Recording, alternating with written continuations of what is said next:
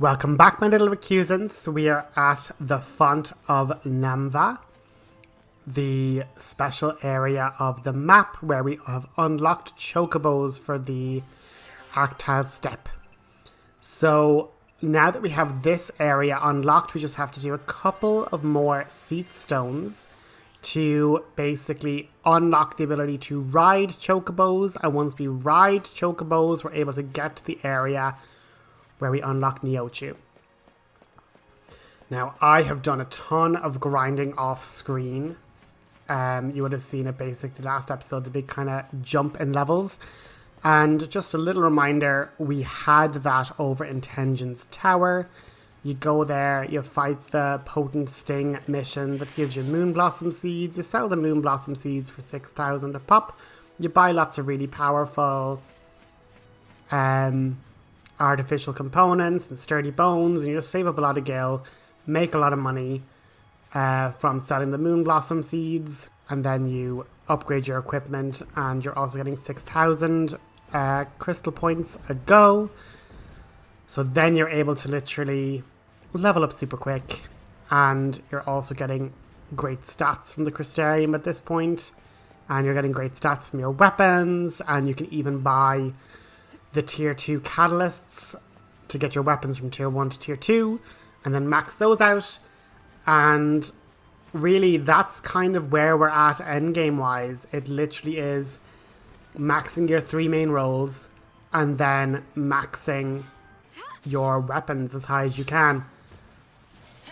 So you'll remember how hard this fight was the last time, and just to like show the difference, even when we're going to be now having to fight the behemoth at like full strength, once we have it staggered, it is just going to melt. We just need to actually use an attack because we were blitzing for whatever reason there, probably to keep the other guy at high stagger, and he's now staggered. Come on, lightning, launch! Oh girl. And whereas that would have literally killed us outright, we're able to survive that, and now we go on the offense for the wolf, and we don't even need to saboteur it. We can just overpower, shot to finish. Just another battle. But what is handy here is like that is, you know, fairly decent experience. 6,000 a go, 6,600 more so, and it's quite quick to do. Granted, once we get the accessory from the Ochu, the growth egg, we'll get even more. But a widow's wrath. Try saying that 10 times fast. But it's a pulsework champion, and it's here on the Arctile Steppe. So, like with all teleport Cieth Stone missions, it's like it gives you one, and it's not overly far away. It's just around the corner there. So just round your way up and go and fight. And we were lucky enough to get a preemptive. That's going to make this super easy. Like just moving over to Relentless Assault. And we now have it disabled and taking tons of damage. The stagger is going quickly, so I would prefer my little Ravengers to start, you know, attacking. And I was looking for a nice you know, commando with hope, but look at it. We just got to the end there with the owl smite, basically. It was Scourge is basically smite, but like on ground. And we got a 5 stars and some perfect conductors. So once again, with all these little Cieth Stones, all I want is when I'm like, yes, I do not have to retry that mission again. Thanks be to God. Now, over here in this little area is a handy little spot when we get to like end game grinding, where we're literally hunting for the most powerful weapons, and to get those we need to basically farm these giant turtles. They drop the Trapsahedrons, which we can get to have any of our tier 2 weapons. And we're just equipping everybody here.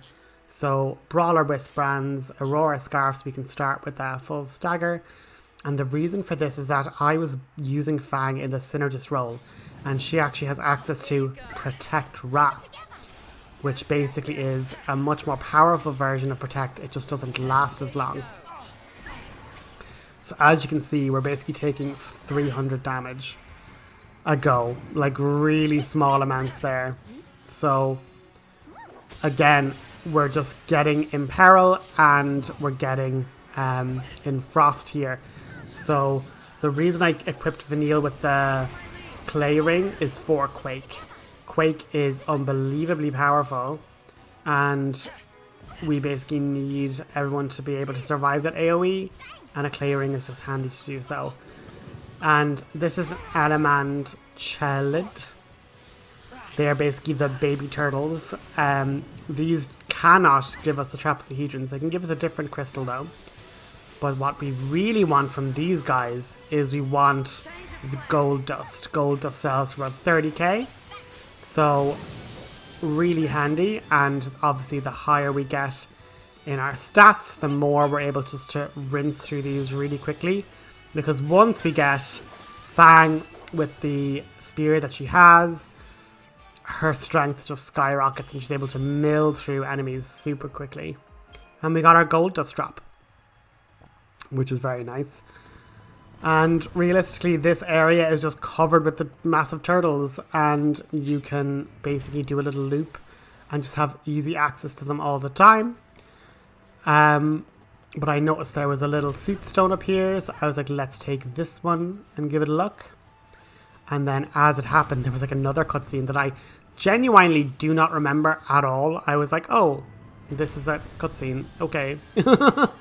Like, I platinumed the game, and I'm literally like, I just forget an awful lot of the intricacies of certain bits and pieces. But I was like, is that somewhere we can jump down? It's like a shortcut. You can jump down over the cliff. And then I was like, oh, a cactar doll. And then the next thing, it just cut to a cutscene, and I was like, oh.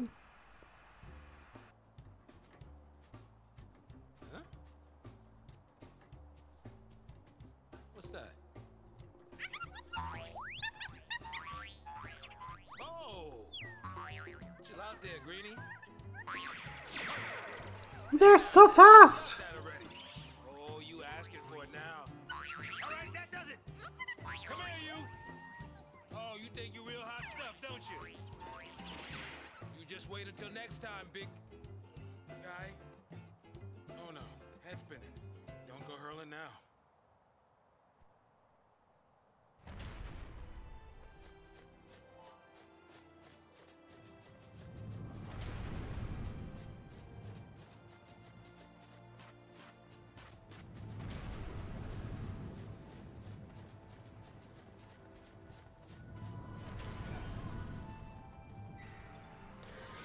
So, random cutscene. So random.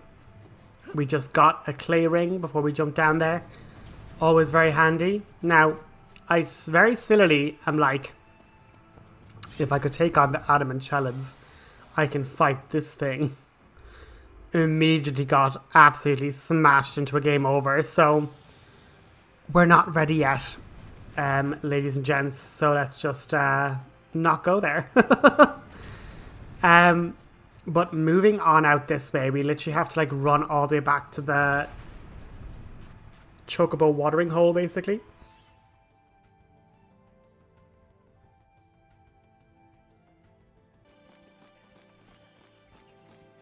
But we now have another batch of baddies to take out because of the Cieth Stone Mission.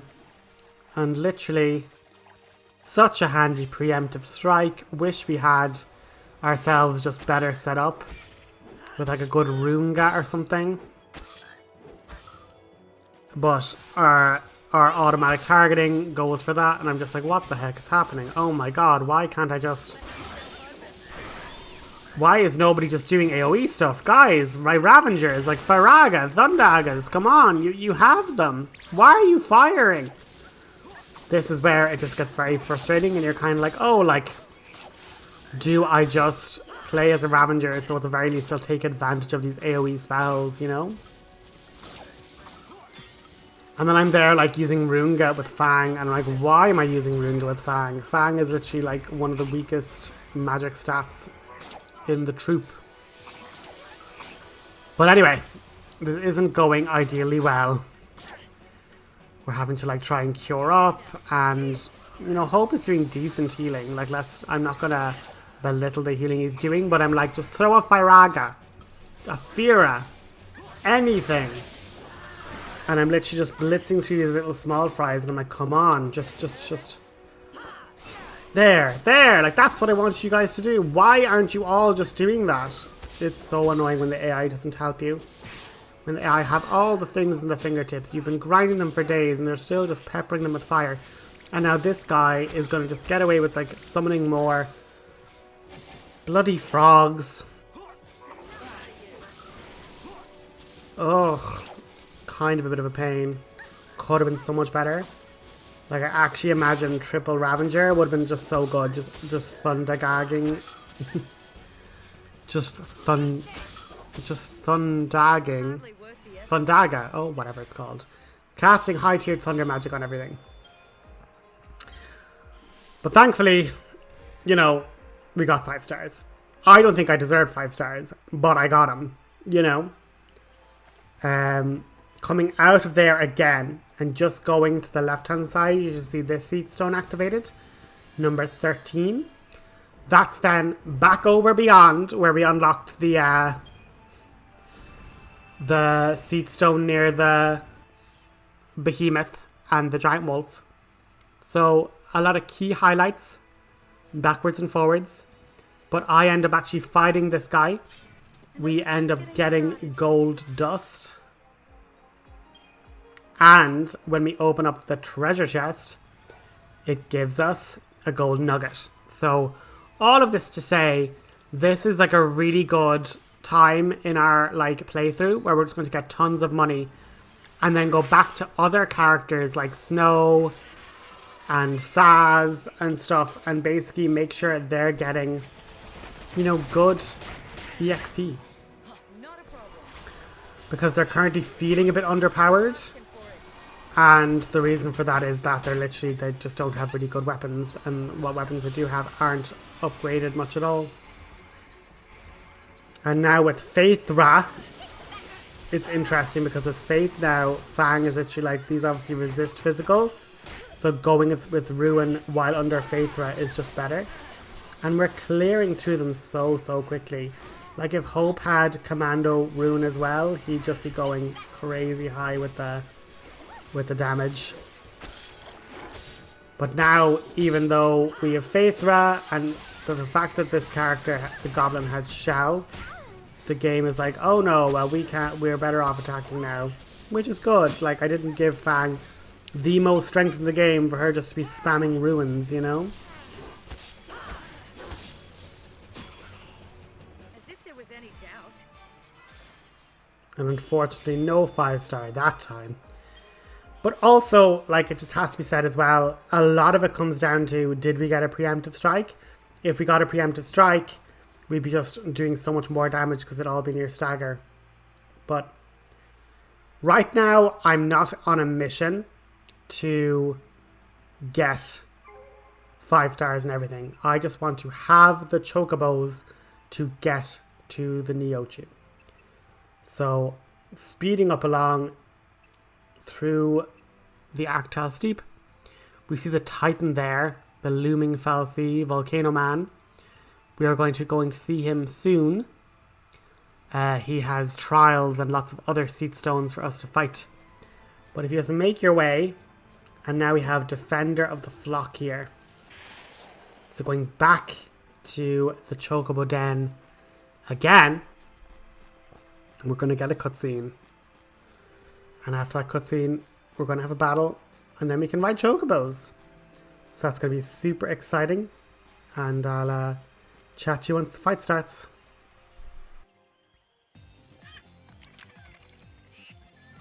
Looks like somebody needs a hand.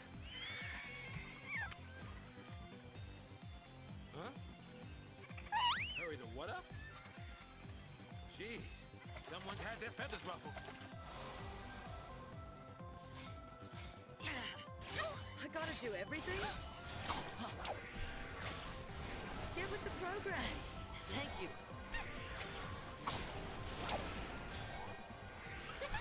But yeah, I spent way too much time buffing for this fight. It was literally meant to be a super quick and easy one. And I thought it would be harder. So I over-prepared. And the game was like, that was ridiculous. You had that in the bag and you just spent ages messing around. Like 1 star for you.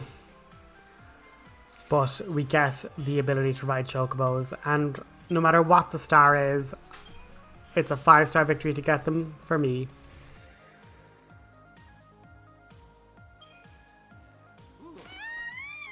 A few minutes later and you'd have been plucked.